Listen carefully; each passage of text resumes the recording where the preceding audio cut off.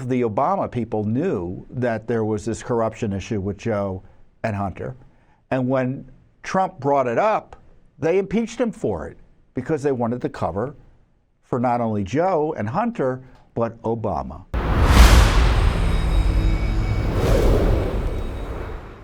So I was commenting, I think I was on Maria's bottle, was I? I think I was on Maria's show, Fox Business, and I made the point here. It's amazing what this corrupt city wants us to do. They just want us to pretend that all these terrible things and acts of corruption that happened simply don't matter anymore, and that we're all supposed to move along. I mean, for example, there was new information released by the New York Times. They were stonewalled by their own admission by the State Department that confirmed criminality and lies by Joe and Hunter Biden. I commented on it the other day from the Metro. Hey, in case you missed it, President Trump was again vindicated when news broke that Hunter Biden solicited help from the Obama-Biden administration for Burisma. The State Department, the corrupt State Department, finally released the documents this week to the New York Times. They've been asking for them for years. Further vindication that Trump was right to pursue Burisma corruption as it related to the Bidens, and how the coup against him, the impeachment against him, was so corrupt and dishonest, obviously designed to protect Biden from accountability. And of course, this city is so corrupt. Obviously, Obama knew about this corruption as well, and they all need to be held fully accountable. It's not too late. Yeah, and this is what I tweeted about it, referencing the New York Times story. So he asked the State Department, I think it was the U.S. Embassy in Italy, for help in setting up meetings for Burisma. Even the New York Times admitted, this is their language, after President Biden dropped his re-election bid, his administration released records showing that while he was vice president, his son solicited U.S. government assistance. And as I highlight parenthetically, the Obama gang knew all about Biden corruption. I've highlighted previously to you before how the State Department knew full well what Hunter Biden was up to with Burisma. We had uncovered documents, actually it's now 2 or 3 years ago, showing that the State Department and the Ukraine embassy understood that Biden had a corruption problem with, or at least the appearance of a corruption problem with Hunter's role in the Burisma board, a controversial Ukrainian company that was under investigation for corruption. And what happened is the ambassador, Yovanovitch, remember her, the anti-Trump ambassador, was communicating with another State Department official, and that other official said, hey, look, Biden is going, and he went to Ukraine just before Trump came into office. The Russians were, and he was supposedly on an anti-corruption mission, and the Russians were mocking him in Russian-controlled media or aligned media, saying that it's basically Joe Biden's son, Hunter, his involvement in Burisma makes his opposition to corruption in Ukraine a sick joke. And according to the State Department document, they said the Russians were trolling the administration, the Obama administration, and they said Burisma was the gift that kept on giving. So all of the Obama people knew that there was this corruption issue with Joe and Hunter. And when Trump brought it up, they impeached him for it because they wanted to cover for not only Joe and Hunter, but Obama, because he allowed this corruption to fester under his watch as his top people tried to manage Hunter's leveraging of Joe Biden's public office for private gain. And so now we have this further confirmation from the State Department that they covered up for years that Hunter was doing exactly what we were told never happened, which was lobbying the federal government while his father was vice president for help for his company. And we have all been told those were lies. when in fact that was the truth.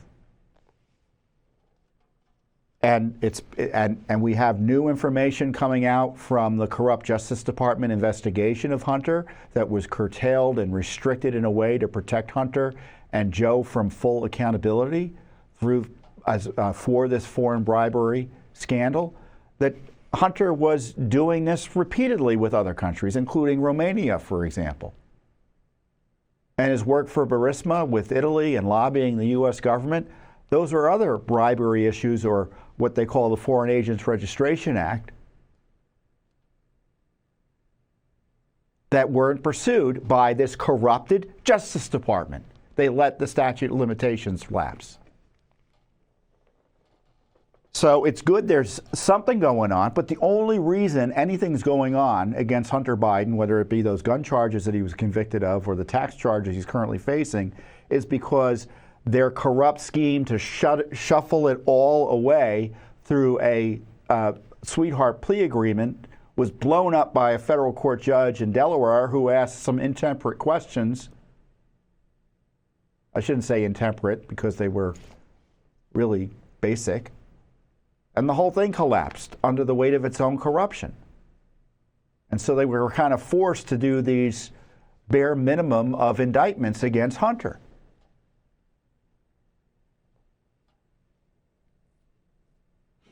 So what did Kamala Harris know? When did she know about Burisma? You know, these are the sorts of questions that I have. I understand Republicans are running, President Trump is running for president. And, you have to remember, campaigns have specific goals they need to address or try to achieve. And that often means they're not going to focus on the issues someone like me would focus on.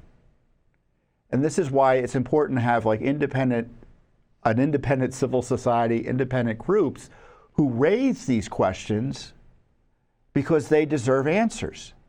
Because candidates may not have the capacity to raise it, or, they're focused on something else. And that's the charitable interpretation. Some politicians never want to raise corruption issues. And this is why Judicial Watch always comes up and stands strong for the truth and accountability on these corruption issues. We don't give up on them. Even if people say, oh, you should move along. Oh, President Biden was removed through a coup from the head of the ticket for president by the Democratic Party. How did that happen, as I say? Who picked Kamala Harris to run for president? No one's asked that question. What about those 14, 15 million votes? They're all just been disappeared by the Democratic Party. How is that democracy? I think there are serious issues about how she became the nominee. I was just looking at records today, and I noticed all of the campaign headquarters is up in Delaware. I mean, talk about the coup. I mean, they moved into Biden's offices up in Delaware.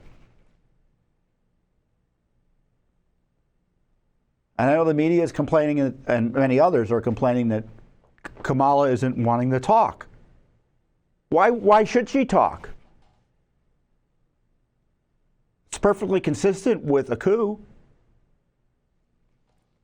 I mean, Biden essentially admitted the other day, we didn't talk about it before the show, it just occurred to me now, so I don't think we had the video, that he left because of pressure from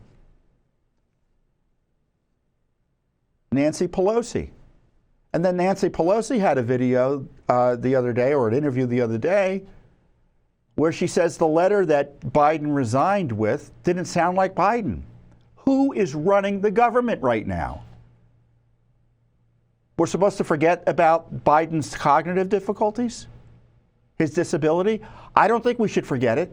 I think we should be concerned. Every time there's a tweet, I shouldn't say every time because I don't respond to every tweet, but I often note when something comes out of the Biden White House or Joe Biden's accounts, I say whoever is running the Biden administration posted the following information.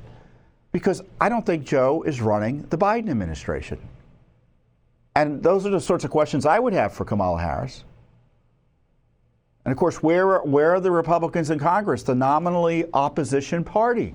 They're on vacation for an entire, 6 weeks. So I went on vacation last week for 5 days.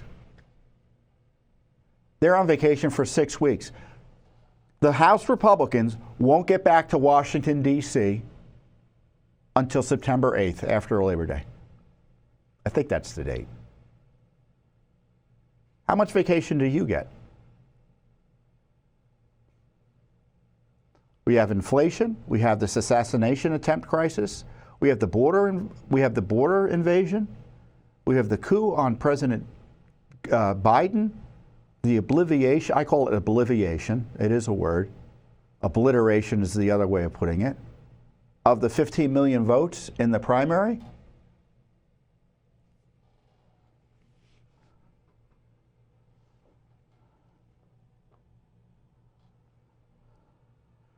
Biden's cognitive challenge. All those issues they don't want to talk about. They want us to move along. I'm not going to move along. Judicial Watch isn't going to move along. Thanks for watching.